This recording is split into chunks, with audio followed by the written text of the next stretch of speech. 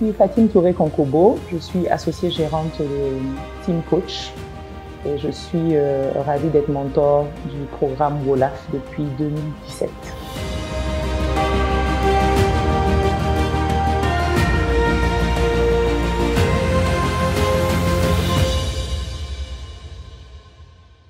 Très concrètement de formation, moi je suis marketeur et ce qui m'a toujours intéressée c'est le marketing social. Et de fil en aiguille, j'ai fait un master coach pour devenir coach professionnel certifié en corporate et life coaching. Donc en termes clairs, j'accompagne les individus et les organisations dans l'atteinte de leurs objectifs personnels et professionnels. Et donc dans mon métier au quotidien, tous les jours, au sein de Team Coach, qui est ma société, nous faisons du coaching individuel, du coaching de groupe, des formations et des team building thématiques pour les entreprises. Grâce à l'expatriation de mon époux, on a résidé dans plusieurs pays différents, 6 au total, dans ma petite vie.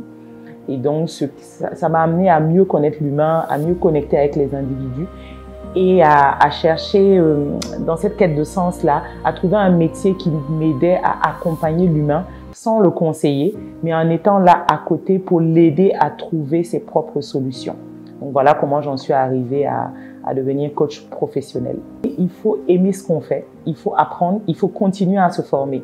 Donc les certifications coûtent de l'argent qu'il faut pouvoir capitaliser, mais pour pouvoir aussi se former, aller à la rencontre des gens, faire beaucoup de pédagogie pour expliquer ce que c'est que le métier. Je suis d'abord une professionnelle de mon métier. Être femme maintenant me donne peut-être certaines attitudes ou aptitudes ou connexion émotionnelle ou intelligence émotionnelle qui me permet d'aller atteindre les gens dans les vérités qu'ils ne diront pas forcément du premier abord.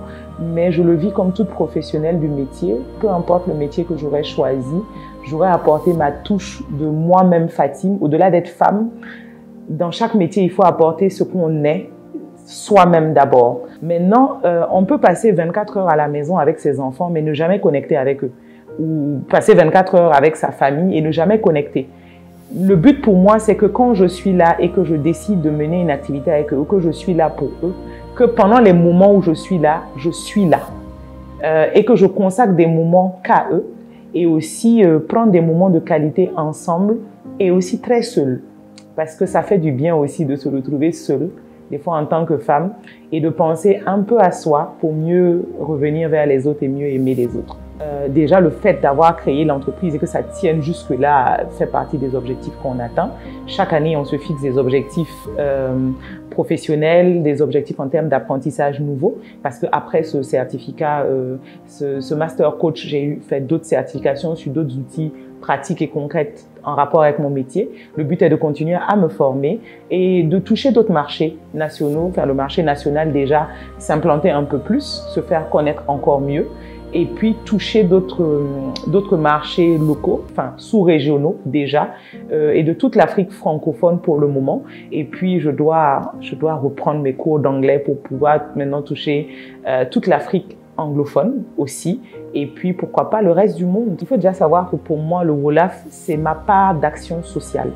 Je donne à des jeunes filles ce que j'aurais aimé aussi avoir, parce qu'on ne l'a pas eu. Et quand j'ai entendu parler du programme, je me suis dit, c'est ce que j'aurais aimé avoir. Peut-être que si je l'avais eu, ma vision se serait éclaircie un peu plus vite. Donc, c'est ma part d'action sociale annuelle. Et le fait de rencontrer ce programme, de prendre part à ce programme, me permet d'apporter la part de savoir, de connaissances que j'ai, mais aussi de m'enrichir d'expériences nouvelles, de découvrir toutes ces jeunes filles, ces jeunes femmes tellement dynamiques et chacune avec des parcours exceptionnels. Il y a une, elle avait fait, je crois, elle était en Asie et elle avait traversé des frontières pour aller rencontrer, pour aller dans l'humanitaire. Et j'ai trouvé son parcours tellement exceptionnel pour son jeune âge que je me suis dit, mais toi, tu n'as pas besoin d'être mentorée. En tout cas, tu as plus besoin de transmettre et tout ça. Et je lui ai expliqué pourquoi je n'allais pas la prendre comme mentorée à l'époque, mais que je restais sa mentor si elle en avait envie, parce que son parcours était tellement inspirant, tellement incroyable que ça m'a touchée, ça m'a marqué et ça me fait garder de l'espoir sur l'impact que les jeunes femmes veulent avoir de plus en plus dans leur société. L'autre, C'est une qui est maintenant dans un organisme international. Je crois qu'elle est à la Croix-Rouge. Avant ça, je l'ai vue à l'UNICEF, si je ne me trompe pas. Et elle, ce qui m'avait touchée, c'est son engagement, sa volonté et sa manière d'être coquette en étant sur le terrain pour défendre des causes humanitaires. Et ce que je lui ai dit, écoute, tu es jolie, tu es belle, tu es brillante. On a tendance à dire aux femmes que quand tu es jolie comme ça, tu dois pas trop te montrer, tu vas pas te maquiller parce que, et je lui ai dit, tu sais, quand tu vas sur le terrain en étant jolie et maquillée comme ça, tu sais pas l'espoir que tu donnes à ces jeunes filles dans des zones reculées qui voient en toi un espoir d'avenir meilleur. Ces filles-là voient déjà assez de misère comme ça dans le monde pour que tu ne viennes pas vers elles débrailler. Parce que quelqu'un va te dire, le rouge à lèvres que tu mets, est-ce que c'est la peine? On va en brousse. Est-ce que je lui ai dit, reste telle que tu es, reste coquette. Parce qu'on peut être coquette, jolie, sentir bon et être intelligente et briller professionnellement. Donc, c'est ces deux-là qui m'ont vraiment marqué. J'invite chacune à trouver qui elle est et à vivre telle qu'elle est et à vivre en fonction de ce qu'elle est de manière très authentique. Pour celles qui voudraient embrasser ce type de métier ou ce métier, je leur dirais d'apprendre, de continuer à se former, de se former parce que c'est un métier tellement délicat que l'à peu près peut être très dangereux ou peut conduire quelqu'un à sa perte.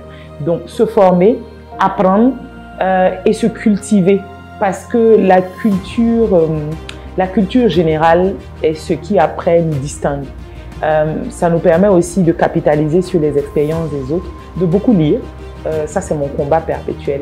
Aimer lire, aimer apprendre. Lire, apprendre des autres, écouter les histoires, les parcours inspirants et puis se former, se former, se former.